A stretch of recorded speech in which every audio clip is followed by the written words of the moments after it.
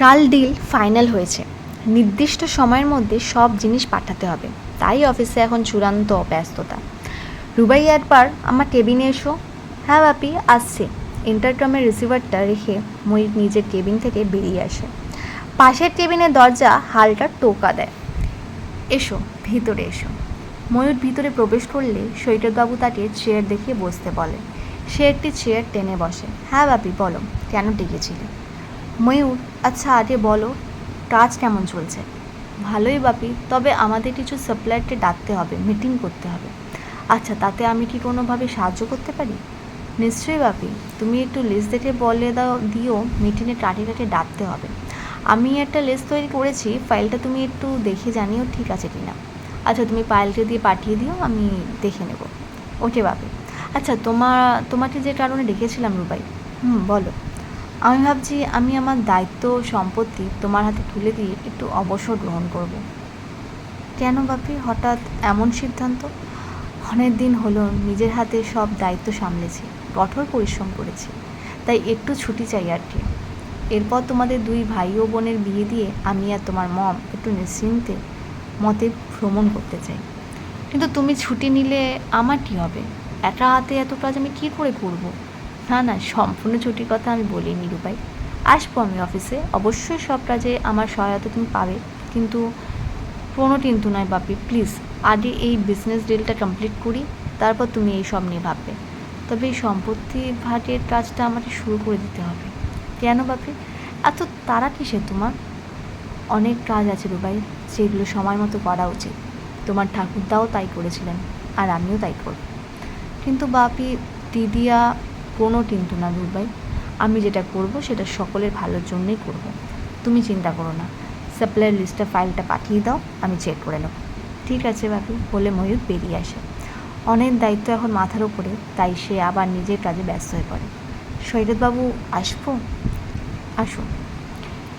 দরজা ঠেলে ভিতরে প্রবেশ করলেন বাসুদেব গোস্বামী। আরে আপনি? আসুন আসুন, বসুন। ভালোই হলো আপনি এসেছেন, আপনাদের সাথে বেশ জরুরি একটা মিটিং করতে হবে। অবশ্য যে বিষয়ে ময়ূর আপনার বা ইন্দ্রনীলের সাথে কথা বলে নেবে। আচ্ছা আচ্ছা, ঠিক আছে, কাজ তো হতেই থাকবে। আমি এসেছি অন্য একটি ব্যক্তিগত আবদার নিয়ে। ব্যক্তিগত আবদার বলতে? হুজুরগুলো কিঞ্চিত কুচকে প্রশ্ন করেন সৈকতবাবু। আরে না না, আপনি চিন্তা করবেন না, তেমন কিছু না। আসলে আপনার মেয়ের জন্মদিনের অনুষ্ঠানে আমার গিন্নি উপস্থিত হতে পারেননি, তাই তার একান্তই অনুরোধ যদি আপনি সপরিবারে রবিবার দুপুরে আমাদের বাড়িতে মধ্যাহ্নভোজন উপস্থিত হন, তাহলে আপনার সকলেই খুব আনন্দ পাবো। আরে না না, এসবের আবার কী দরকার? কোনো না শুনবো না, প্লিজ।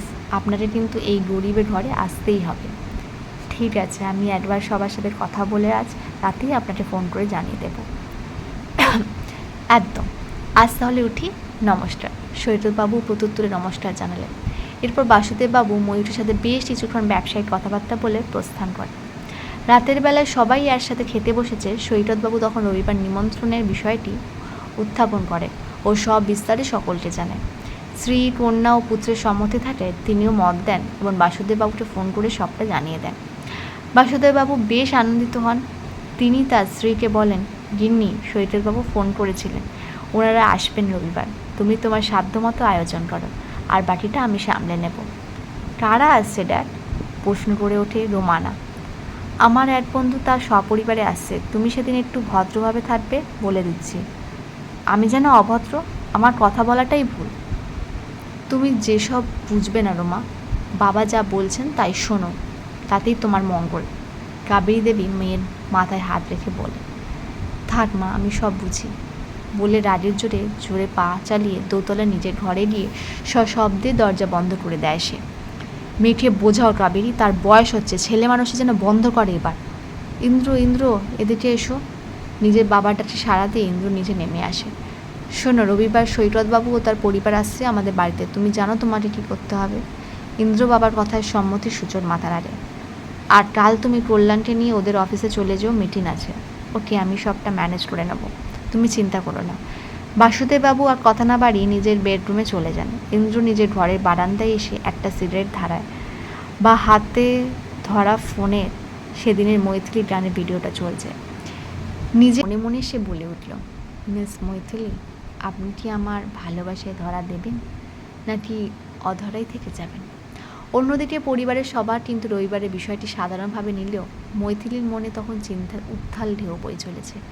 সে নিজের মনেই থিতিয়ে পড়া ভাবনাগুলো নিয়ে ভাবতে শুরু করেছে।